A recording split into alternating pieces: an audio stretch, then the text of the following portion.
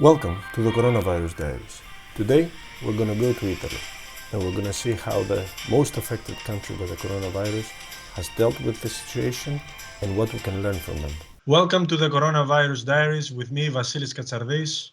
Today I have the honor to interview a colleague from Genoa in Italy, video journalist Andrea Foa, whom I know since 2007 when we were young. And we used to work at the Associated Press headquarters, television headquarters in London. Hello, Andrea, and thank you for coming to the show. Hi, Vas. Thank you for inviting me. It's good to see you again, to see your face again. You haven't changed much. That's a compliment. I wanted to ask you, how is the situation now in Italy for you, and especially in Genoa and in the other cities that you've visited since the coronavirus has unfortunately hit hard Italy? The first thing to say is that, of course, the healthcare system is struggling to cope with the emergency. Now it seems like we are about to reach the peak of the epidemic in Italy. The rate at which the contagion increases has slowed down a little bit over the past few days, raising some hopes that we are getting to the top part of the curve, and hopefully then it will go down. That said, Italians are resourceful people, and all sorts of people are coming up with ideas now. I was reading a couple of days ago, a company managed to find a way to create new ventilators by using some scuba diving masks produced by Decathlon. And many companies several companies are contributing to the project. Now in Genoa, for example, a hospital ship has been created and inaugurated just 2 days ago, with the first COVID patients being admitted on board. So it's a 350 beds ferry ship that has been totally converted to host COVID patients from medium intensive care units. And that's crucial for freeing up space in the hospitals, so that patients who already went through the most intense part of the therapy can then recover in a protected and controlled environment before they go home. So it's just two examples of how doctors and citizens are reacting to this, also using off-the-label medication, or rather experimenting with off-the-label medications. Of course, there's no scientific proof that they work, but basically now it's the time when I think Italians are playing a little bit off the book, like not by the book. Yeah. How difficult is it to work as a video journalist now in these conditions?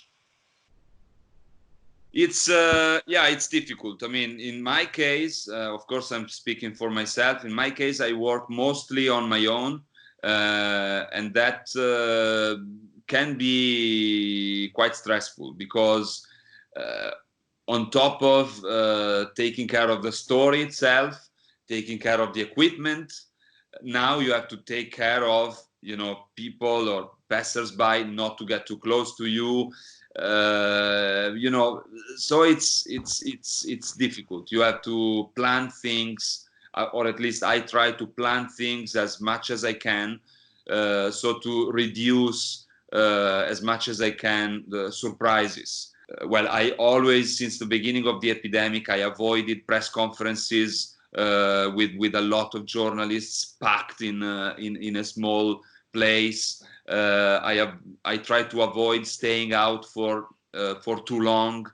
You know, when I go with the car, if I don't have anything to film, I go back to the car, I lock it, and you know, close the windows and stay there until I have some updates, and then I go out again filming. And then of course when I go home, first I sanitize if I go to a place that is a bit you know, that I'm worried it might be contaminated, I sanitize the car and then the equipment, and then I go home and take off the clothes and put them in a bag, wait for a couple of days, leave the shoes outside, so and have a good shower. So everything is really time consuming, you know, even to do a story that would have taken 2-3 hours in normal times, now it can take the whole day. Yeah, it sounds exhausting, aside from all the psychological issues that are connected to this. I mean, I go to the supermarket myself and I get a headache from stress. I can't imagine how you are psychologically. And I wanted to ask you, as a citizen as well of Genoa and of Italy, like, how's your daily life now that you are staying in, or when you need to go out to the pharmacy or the supermarket aside from work? Going to the supermarket or the pharmacy is, of course, you have to be focused.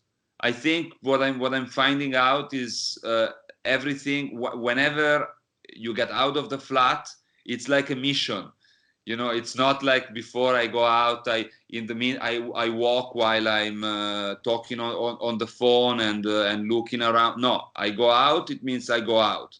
The phone is off. I look where I'm going. I look who's coming. You know. And I make sure that that I stay out and I do things a bit like a samurai, you know, focused, shortest possible time. You know, yesterday I went to the supermarket, took my, you know, went on a queue outside. I had my shopping list was actually written in geographical order, you know, in my supermarket. So the first things are the first. You know, first of all, you enter and there are fruit and vegetables. So first thing in my shopping list, fruit and vegetables. Then salami, cheese. Then go to the other corridor, pasta, tomato sauce, tuna, mayonnaise, you know, and wine, and eggs at the end. And then boom, out. And in 20 minutes, I did 100 euros worth of shopping, and I was out. So that's the kind of attitude, you know, I'm having now. When you come back, what do you do with the shopping and everything? Now I have some plastic boxes. There are 2 boxes for the stuff that I just bought. So we put them there. And then there is a 3rd box where we can put things after we sanitize it. So we have some cloths with this disinfectant, and we go through every single item and we put it there, and then we put it in the fridge, and then we can safely eat it. I mean, I'm sure also many of these things are probably useless, but what I'm noticing is that the mind, I don't know, I kind of feel more relaxed doing that. But then on top of course, it creates other types of problems, because if you do this too much, then you get overwhelmed by paranoia, and that's also a problem. I mean, my hands are getting like, I've seen the picture that you posted of your hands. I think, you know, I'm in similar situations. So now I'm getting to the stage where, okay, I have to be a little bit more selective and really figure out, okay, when it's time to wash my hand and when it's not, because otherwise, I mean, we're gonna end up with no hands anymore. Yeah.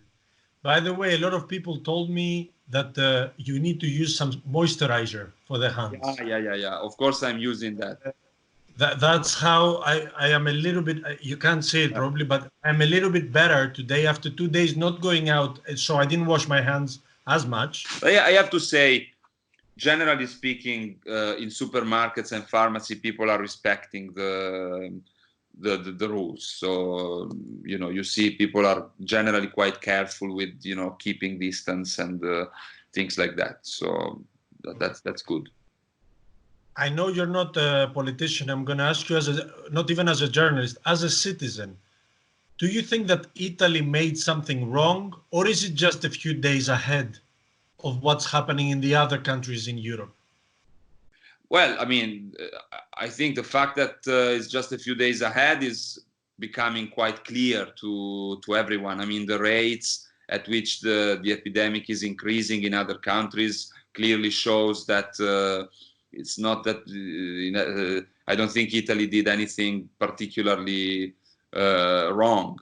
I mean, you could argue that the government kind of progressively locked down Italy, and some people say, you should have locked down everything from the beginning or stuff like that. But none of us is prepared for such an emergency. So you can understand where the government is coming from in kind of waiting until it's really necessary before closing down everything, because that means job loss, it means unemployment, it means a lot of things that of course you don't want people to die from, or too many people to die from coronavirus, but of course there will be other people who will die for the economic consequences of coronavirus. So it's understandable that there is some resistance to lock down a country of 60 million. But in the end, they did it, and I think it was the right decision. Clearly, the only way we can cope with this is to slow down the contagion. And I think, I mean, as you can see, even in the UK, where the government first proposed this herd immunity strategy, then only a few days after they completely changed their minds. And I was sure about that. I mean, I was speaking to doctors here, and some of them couldn't believe that somebody would push forward a herd immunity strategy.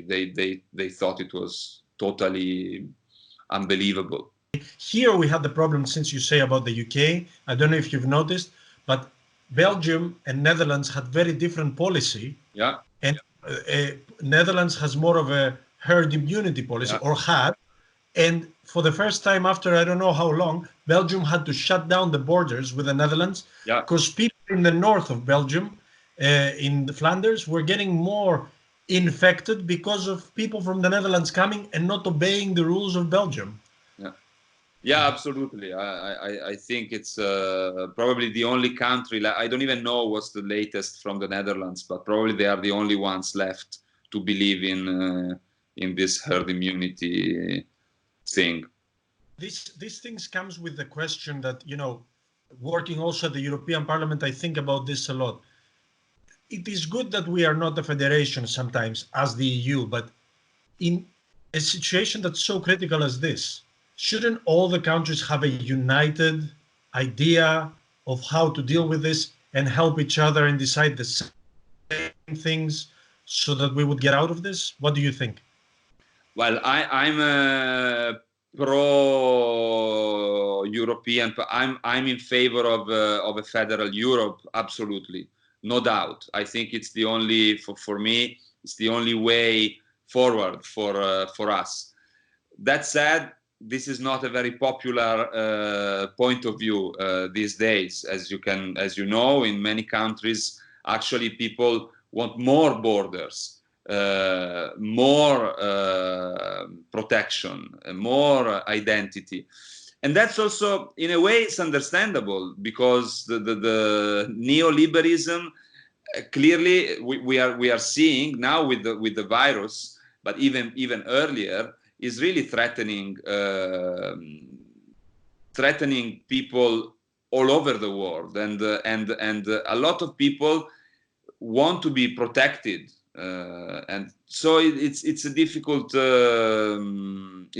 subject. I mean, it would be a conversation of Yeah, but the No, but virus doesn't stop in any borders. You know, that's the problem. yeah, That's why I was saying even people who are in favor of more borders, maybe in this particular case, could be in favor of a one centralized decision and everybody follows the same ideas. Maybe. But as you say, it's a different discussion. yeah, for me, ideally, yes, of course. If I think in, this Fanta politics, if we had a federal Europe, of course, it would be, I think, easier to deal with a problem like this. Totally, yes, absolutely. We could share resources in a much more efficient way. Say, we are a federal Europe, and Italy at the beginning we find out, okay, worst affected part of Europe. Good, we send everything, masks, equipment, doctors from countries who are not affected to Italy, and we stop the contagion there before it spreads to other countries. So, I mean, absolutely. If in an ideal world, it would make things much easier. Of course, we face a reality on the ground where a lot of people, I mean, the European Union is not very popular, so I think many people want less Europe rather than more Europe, which is what I believe. What can Italy teach the other EU countries at the moment? What can we learn from Italy? I think as doctors who I spoken to told me, the crucial thing is for healthcare systems to create more intensive care capacity. That's seems to be the biggest problem. Basically, something like this, the epidemic, this kind of virus spreads very quickly. Even doctors in northern Italy, one of the places in Europe with the best healthcare, they've been surprised, they've been shocked at how quickly the epidemic spreads. So there are two factors. First one is to slow down the curve, slow down the contagion, so that even if a lot of people get sick, this is spread along a long period of time, and the healthcare systems have enough capacity to cope with this. Second, create more intensive care capacity, because I think no country in Europe has enough intensive care capacity for something like this. Except maybe for Germany, but I don't know exactly the figures. Is it more important to have more tests for a big amount of population? What do the doctors that you spoke to think? Because in Greece, for example, they say, "Oh, we don't need more tests," and this is debatable. This is a big discussion. It's clear that it's becoming clear in Italy that the people who got the virus are way more than what the stats say. People think. I mean, I think the civil protection leader in Italy said it would be believable that actually the people who got the virus are about 10 times what the figures say, which would mean I think about 500,000 people might have it in Italy, of which nearly half would be asymptomatic, so doesn't show any symptoms. You can easily understand how this huge mass of people could spread the contagion. So it sounds like this South Korea model worked. There is a question as to whether you need to do this quickly like the South Koreans did. I don't know if in Italy it's too late, because it's now so widespread that you can't possibly test everyone. Andrea Foa, thank you so much for being on my show on the Coronavirus Diaries. It was an honor. Please stay safe and healthy. Thank you, Vasco. It was a pleasure. Speak soon.